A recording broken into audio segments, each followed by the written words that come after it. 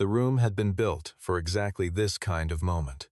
Margaret Holloway knew that because her father had told her so, the first time he brought her to the 23rd floor of Holloway Precision Systems when she was 11 years old. He had stood at the head of the conference table in his good suit and said that a room like this one was where a company showed the world what it was made of. She had believed him then. She believed him now, standing in that same room at 31. 2 years into the chair he had left her, when his heart had decided it was finished with boardrooms. She did not believe.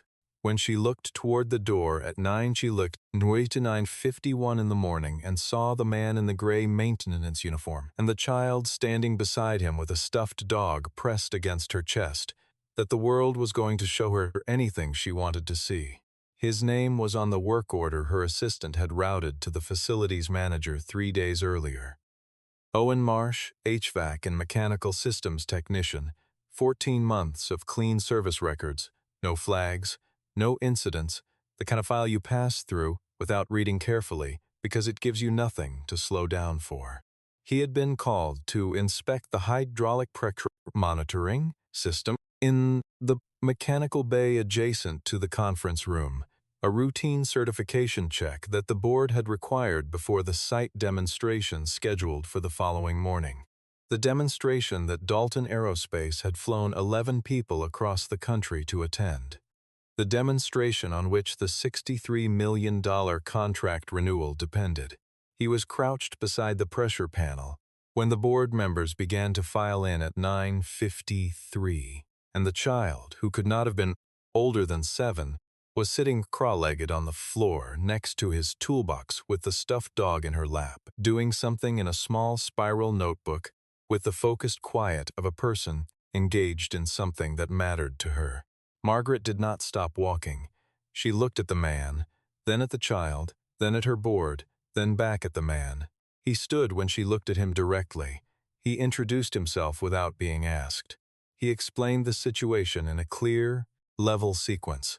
His daughter's school had called that morning, with a fever that turned out to be nothing.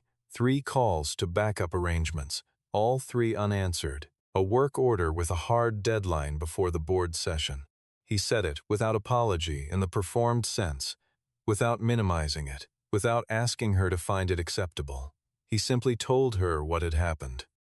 Margaret listened to the first 2 sentences. She looked at the 11 faces behind her, 9 board members and 2 representatives from Fairview Industrial Partners, who had arrived 2 days early for the contract demonstration and had been invited to observe the board's session as a professional courtesy. She looked at the child on the floor, who had not looked up from her notebook. She looked at the man. "This is a manufacturing boardroom," she said, "not a school. I need you to take your daughter and your tools and go." He didn't argue. He didn't look at her the way people look at you when they think you're making a mistake. He looked at her the way a person looks when they have already done everything they could think of and have arrived at the limit of what is theirs to change. He began returning his tools to the case with the same steady care with which he had presumably taken them out. Before he closed the lid, he straightened and looked at her with the specific quality of a person, passing along information they believe you will need whether you want it or not. "The secondary hydraulic pressure regulator on line 3 has a calibration fault," he said. "It's been drifting for about 9 days. At current rate of change, you'll see pressure deviation during high-load operation, probably during the demonstration cycle tomorrow morning. I've marked the service log." She looked at him the way she had learned to look at people who said things she did not have time for during meetings she needed to keep moving. "Our engineering department handles line 3, she said. "That's not your concern." One of the Fairview representatives, a man named Gerald Fitch, who had been in industrial contracting for longer than Margaret had been alive and who wore his experience like a coat he had stopped noticing, made a sound. It was technically a cough. It was not a cough. The child looked up from the floor and studied the suit for a moment with the open, unfiltered attention of a child who has not yet learned to pretend she didn't notice something. Then she looked at her father and said, quietly enough, that only he and the nearest board member could fully hear it, whether those people were being rude to him. He set his hand on the top of her head without looking away from his toolbox and said nothing. He picked up the case. He held out his hand. The child stood, tucked the notebook under her arm, and took his hand, and the two of them walked out of the room with a steadiness that the room could not touch. Margaret did not watch them go. She had a board meeting to run. What Margaret Holloway knew about Owen Marsh, for the 11 hours that followed, was essentially nothing. She knew the contents of his personnel file, which her assistant had pulled at her request that afternoon, not because she was thinking about him, but because she wanted to confirm that the pressure comment had been documented and passed to the engineering team as it should have been. Name, age 31. Address, a fourth-floor apartment in a residential building in the Garfield Park neighborhood on the west side. Department, Building Systems and Mechanical Maintenance. 14 months of service records, all clean. No prior employment listed beyond a general notation that read, "Previous experience in precision mechanical systems." She also knew from the service log he had mentioned that he had submitted a detailed written note about the Line 3 regulator at 7:53 that morning. Specific, technical, formatted in the notation style of someone trained in engineering documentation rather than maintenance reporting. Her engineering supervisor had received it, read it, and determined that the variance fell within the acceptable tolerance band for routine operations. The determination had been correct for routine operations. The demonstration cycle was not routine. She found that out at 11:47 the following morning, 14 minutes into the Dalton Aerospace orientation, when the Line 3 hydraulic assembly began producing the precise symptom Owen Marsh had described. Margaret Holloway did not experience that moment from the outside.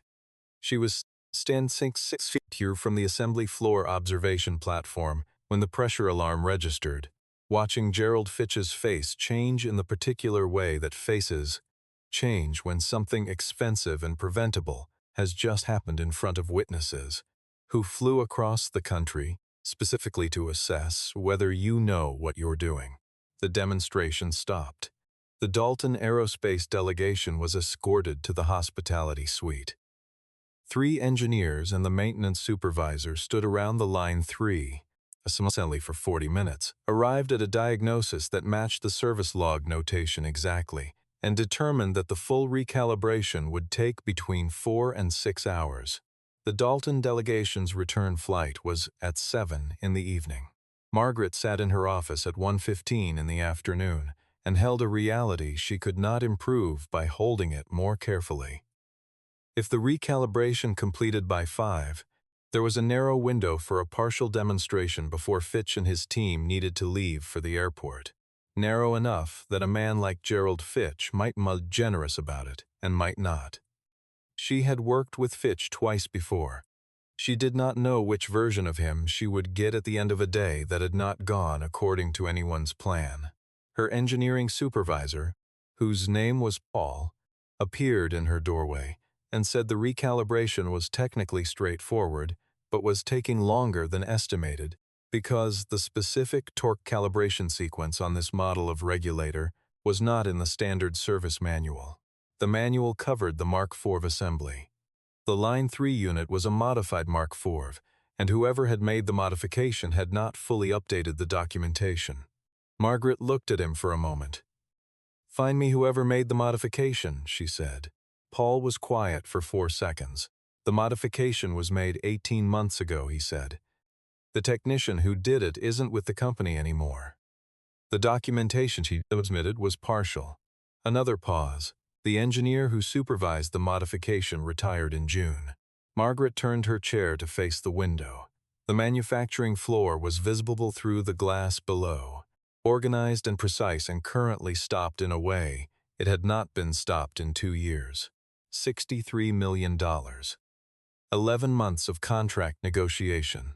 A delegation from one of the 3 aerospace clients that kept this company in the category of companies that could afford to have a 23rd floor conference room at all.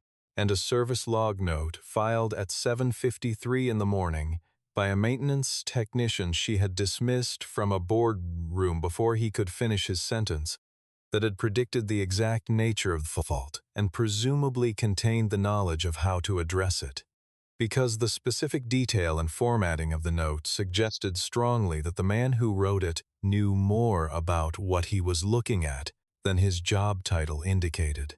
She asked her assistant, whose name was Renata, to find her the full service note.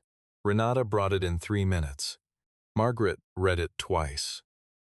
The language was not the language of a maintenance technician's reading a pressure gauge. It was the language of someone who understood the mechanical architecture underneath the gauge, who knew not just that the pressure was drifting, but why it was drifting, and what the drift indicated about the underlying calibration state. The note referenced a specific tolerance interaction between the pressure regulator spring tension and the thermal expansion coefficient of the modified valve housing. It named the interaction with a term she didn't recognize. She typed it into a search engine. The first result was a technical paper published in a journal of precision mechanical engineering. She read the abstract. She read it again. The language matched the service note almost exactly, not in phrasing, but in the specific conceptual framework being applied to the problem. The second author of the paper was listed as O.R. Marsh, formerly of the Structural Systems Laboratory at the Illinois Institute of Technology. Margaret sat with that for a moment. She asked Renata to find her the full personnel file, not the summary, everything on record. The full file had one additional field that the summary had not included. Under prior employment, the complete entry read, Senior Mechanical Systems Engineer, Varela Defense Technologies, 7 years. Project Lead, Precision Hydraulic Systems Division. Reason for departure, personal. She sat in the quiet of the office and thought about the morning. The boardroom, the child on the floor. The 30 seconds she had spent deciding he wasn't worth the rest of the sentence. She thought about Gerald Fitch's face at 11:47. She looked at the address in the personnel file. She looked at the clock. It was 2:09 in the afternoon. Renata, she said, without raising her voice. What building is Owen Marsh assigned to today after the morning call? Renata checked. He completed the work order at 9:54. He's been on personal time since then. His shift doesn't resume until tomorrow. Margaret looked at the window for a moment longer than was strictly necessary. Then she picked up her phone and called Paul. She told him to keep the RECA calibration team on the Line 3 unit and to call her the moment they had a firm completion estimate. Then she picked up her car keys, because her driver was across the city at a meeting she had sent him to at noon, and there was no time to redirect him. And she walked to the elevator without her second phone or her bag or anything, except the address written on the back of a business card and the very clear understanding that she had run out of people who knew more than she did about the problem she was currently holding. She had not driven herself anywhere in the city in 14 months. The Garfield Park building was a narrow 6-story walk-up with a green awning that had seen better decades and a buzzer panel that had 3 non-functioning labels.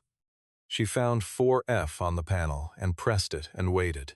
A child's voice came through the speaker. It asked who was there. Margaret said she was looking for Mr. Marsh. She said it was about a work matter. There was a pause long enough that she began constructing the version of this in which no one came to the door, and she drove back to the building and called Paul again and told him to keep working. Then the buzzer sounded. She climbed 4 flights of stairs in shoes that were for a boardroom and incorrect for stairs. By the 3rd landing, she had stopped thinking about the shoes. The door to 4F was open when she reached it. The child was standing in the doorway. She was, Margaret now saw, perhaps 6 or 7, with her father's particular quality of watchful stillness already present in a face that was still entirely a child's face. She was holding the stuffed dog against her side with one arm. The dog had a worn left ear and a small red collar with a name tag that Margaret could not read from the hallway. The child looked at her with the same open, unfiltered attention she had directed at Gerald Fitch's cough that morning, except that the quality of it here was entirely different. It was not observation in the service of assessment. It was simply looking, the way children look when they are not yet sure what something means and are waiting patiently for more information. "My dad's in the back," the child said. "He said to let you in." Margaret stepped inside. The apartment was not what she had been building in her mind during the drive over. She had been building without choosing to, something that corresponded to her idea of the life that produced the personnel file, the maintenance uniform, the resigned way he had collected his tools. The apartment was not that.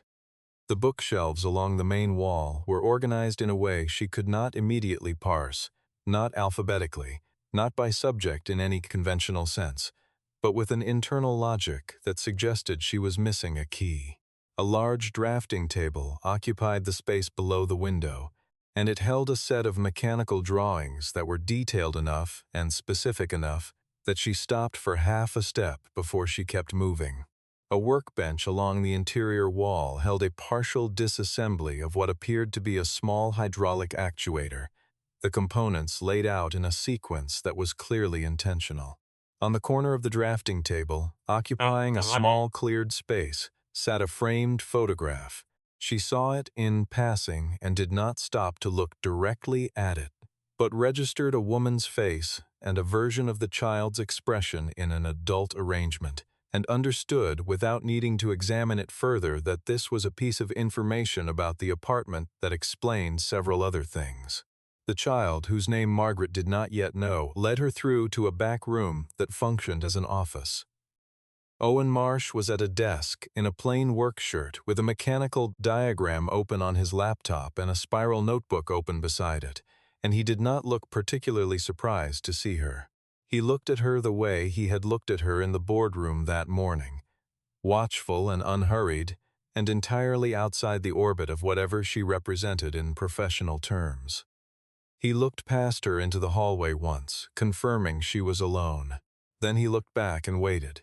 She said his name. Her voice was, she noticed with the distant clinical accuracy she sometimes applied to her own performance under pressure, not entirely steady. "I need your help," she said. He didn't fill the silence. He didn't move to offer reassurance or welcome, or any of the social scaffolding that people reflexively extend when someone more powerful arrives in an uncomfortable position. He sat at his desk and looked at her and said, "What kind?" She told him. She kept it as brief as she could, because she owed him at least that. The Line 3 regulator fault, the demonstration stopped, the Dalton delegation in the hospitality suite, the recalibration team unable to complete the sequence, because the documentation for the modified assembly was partial. The 4 to 6 hour estimate, the 7 o'clock flight. The service note he had filed that morning, the research paper, the Illinois Institute. What she was asking for, specifically, was sequence. for the modified valve assembly, because he was the only person she had been able to locate who demonstrably understood the modification's mechanical architecture well enough to complete the procedure in the time she had left. She watched him take it in. He was quiet for long enough that she became aware of the child in the doorway behind her, and of the stuffed dog, and of the photograph on the drafting table, and of the particular quality of the quiet itself, which was not hostile and was not warm, but was the quiet of someone who is making a genuine decision rather than a performed one. He said, "You understand what you're asking me to do." She said she did. He said, "You sent me out of a room this morning in front of 11 people before I finished a sentence." She said yes. "And now you need the rest of the sentence." She looked at him directly. "Yes," she said, "I do." He was quiet again. Then he said, "I considered not opening the door." She said she would have understood that. He looked at her for a long moment, with something that was not quite an expression. Then he said, "Give me 10 minutes." He turned to the child in the doorway. He said her name, Nora. He told her he needed to go back to work for a few hours, and that she would go to Mrs. Peterson's across the hall and bring the homework and the drawing kit. Nora looked at her father, and then at Margaret, and then at her father again. She asked if the lady from the tall building was the one who had not been kind to him this morning. The room was very quiet. Owen said, gently and without drama, that people sometimes made decisions quickly when they had a lot of pressure on them, and that didn't make the decisions right, but it made them understandable, and that the lady was here now and had asked for help, and that was what mattered. Nora considered this with a seriousness that Margaret found, in the small part of her mind that was not entirely occupied with the next 4 hours, genuinely striking. Then she held the stuffed dog out to her father. She said he should take Biscuit. She said Biscuit helped when things were hard. Owen took the dog. He held it for a moment, his hand curved around the worn left ear, and something moved through his face that was there and then was not.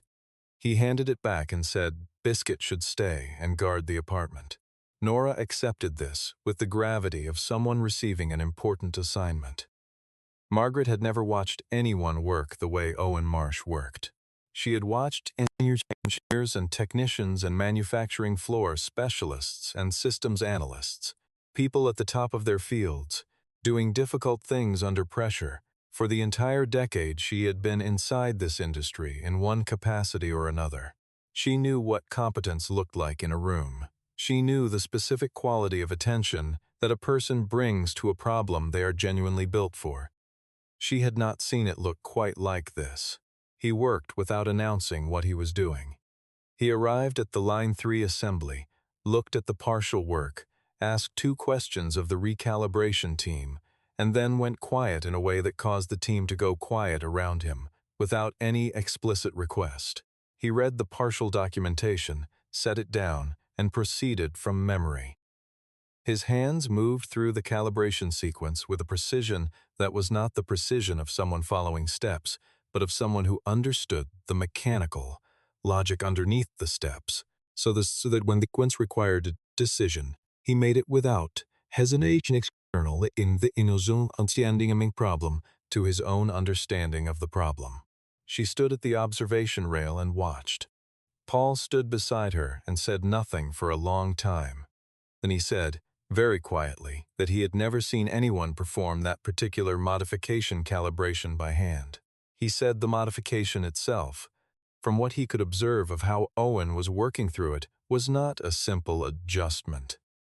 It was an elegant one, the kind of modification that reduced system weight by 11% while maintaining full pressure tolerance, if it was implemented and maintained correctly. Margaret said nothing. Paul said again quietly, "Where did he come from?" She thought about the personnel file, Senior Mechanical Systems Engineer, 7 years, Precision Hydraulic Systems Division. Reason for departure, personal. She thought about the photograph on the drafting table. She thought about Nora in the apartment doorway, holding the stuffed dog with both arms, asking her father whether those people had been rude to him. She thought about the specific word he had used when she'd asked, in the car on the drive, over, speaking without quite deciding to, what had brought him from Varela Technologies to a building maintenance position. He had looked at the road and said, a Tuesday in March, 3 years ago. He had not explained the Tuesday. She had not asked. She had understood that the information was there in the outline of what he hadn't said, and that it was not hers to press into. She thought about the framed photograph. At 4:47 in the afternoon, Owen completed the calibration sequence, ran the diagnostic cycle twice, and told Paul the assembly was ready for full operational test. The test ran clean, every pressure reading inside tolerance, the modified regulator performing exactly as designed. Paul looked at the diagnostic readout for a moment, and then looked at Margaret, and then looked back at the readout. Margaret walked down from the observation rail. Owen was returning his tools to the case with the same methodical care she had watched him use twice now in 2 very different rooms. She stood beside him and waited until he had finished. She had spent the drive and the observation rail constructing what she was going to say, and had arrived at the conclusion that there was no constructed version that was adequate to the situation, and that the only honest option was the unbuilt one. The demonstration will run at 5:30, she said.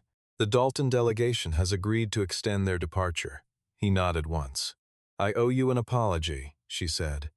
This morning in the boardroom, I made a decision in 30 seconds that I didn't have enough information to make. I was looking at your uniform and your daughter and 11 people behind me, and I decided that was the whole picture. I was wrong. He looked at her without any of the particular expressions that people wear when they have been waiting for an acknowledgement and it has finally arrived. He looked at her the way he had looked at her every time she had looked at him today, with the same watchful steadiness that did not seem to require anything from her to remain intact. He said, "You came to the apartment." She said, "Yes." "You could have sent someone." She thought about that. "I could have," she said. "I didn't want to." He was quiet for a moment.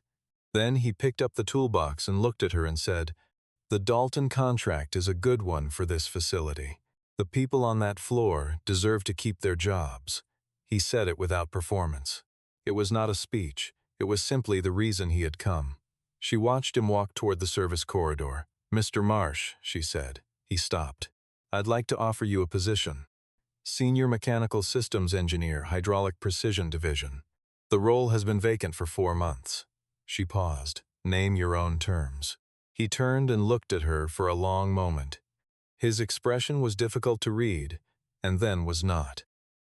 It was the expression of a person who has been carrying something heavy for long enough that the offer of a lighter load arrives before they are entirely ready to receive it. He said, "I'll think about it." She said that was fair. He said, "My daughter gets picked up at 3:15 every day. That's not conditional." She said, "That's not a condition. That's just a fact." Something in his face shifted very slightly, not quite a smile, the architecture of one. He said, "I'll call you." She said, "Please do." The Dalton demonstration ran for 47 minutes, beginning at 5:31. Gerald Fitch stood at the observation rail with his hands in his pockets, and the particular expression he wore when something was going better than he had been prepared to say it would. And at the end of it, he turned to Margaret and said, "The Line 3 assembly was performing at a level he hadn't seen in the field," and asked who had done the calibration work. She told him. Fitch was quiet for a moment. He said that kind of precision work didn't come from a maintenance file, and she said no, it didn't. And he looked at her with the specific expression of a man who had been in rooms like this for 40 years, and had learned to recognize when he was watching something get corrected in real time. The contract renewal was confirmed in writing at 8:19 the following morning. Margaret Holloway arrived at her office at 7:30. Before anyone else, and looked at the city below through the floor-to-ceiling glass and thought about the past 26 hours in the particular way that she thought about things she wanted to understand fully before she moved on from them. She thought about the service log note filed at 7:53, the one she had not read until the problem had already materialized.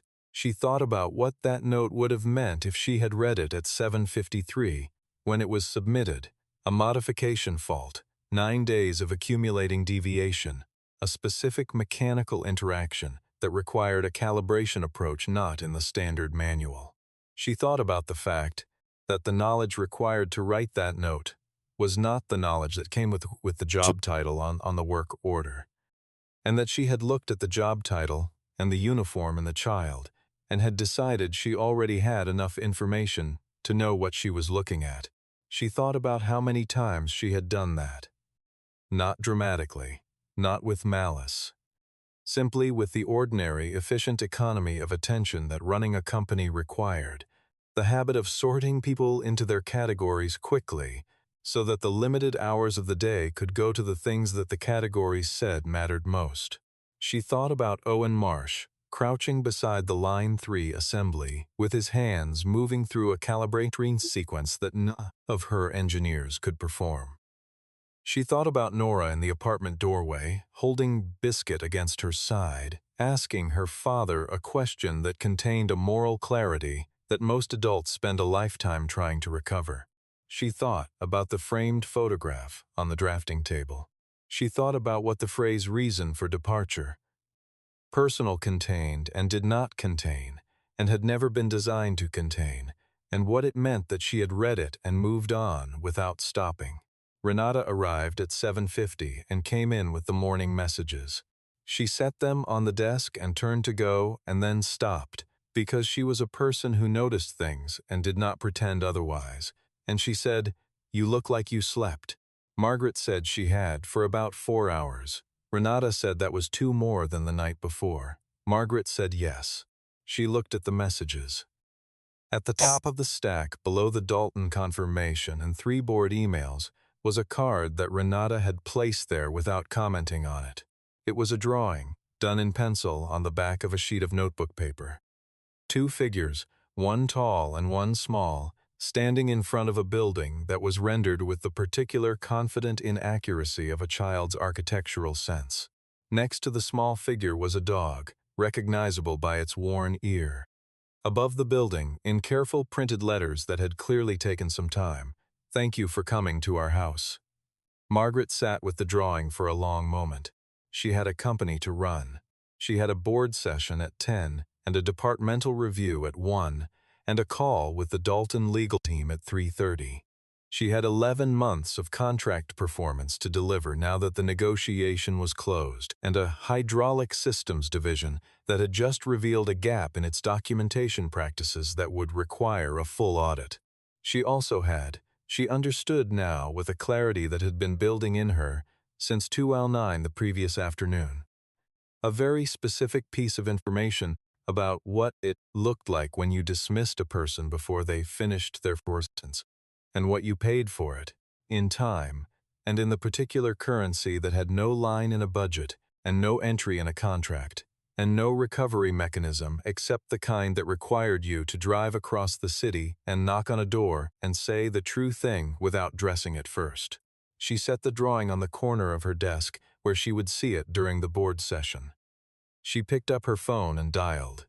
It rang twice. He picked up. She said, "Good morning." He said, "Good morning." She said, "I meant what I said about the position." He was quiet for a moment, then he said, "I know. Is the answer still, 'I'll think about it'?" The answer, he said, is yes.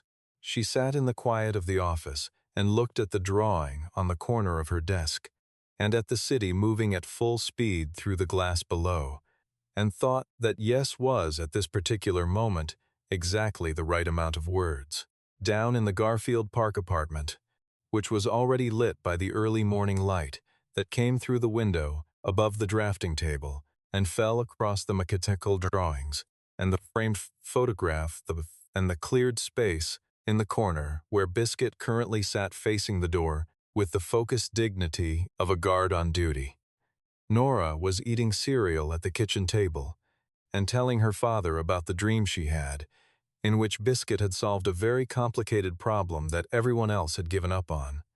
And her father was listening to the full account of it with the same unhurried attention he brought to everything she told him, the same attention he brought to hydraulic calibrate sequences and academic papers and building pressure logs, and the exact daily question she asked him every morning without variation. The question whose answer he had given her every day, without ever once being wrong about it. She asked it now, with the cereal spoon still in her hand. Was he going to be there to pick her up this afternoon? He said yes. He said it the same way he always said it. Simply, fully, without qualification. And in the corner of the kitchen, propped against the flour canister, with one worn ear turned outward, Biscuit faced the door the way a thing faces a direction when it has found the place it is supposed to be, and the morning moved around them the way mornings do, quietly, without ceremony, and without waiting for anyone's permission to begin. This is a work of fiction. All names, characters, companies, institutions, and events portrayed in this story are entirely fictional and are the product of the author's imagination. Any resemblance to real persons, living or dead, or to actual events or organizations is purely coincidental. This story was created for entertainment and inspirational purposes only. If this story stayed with you, subscribe and share it with someone who has ever been underestimated. Every week, we tell the stories of the people the world walked past too quickly. They were worth stopping for.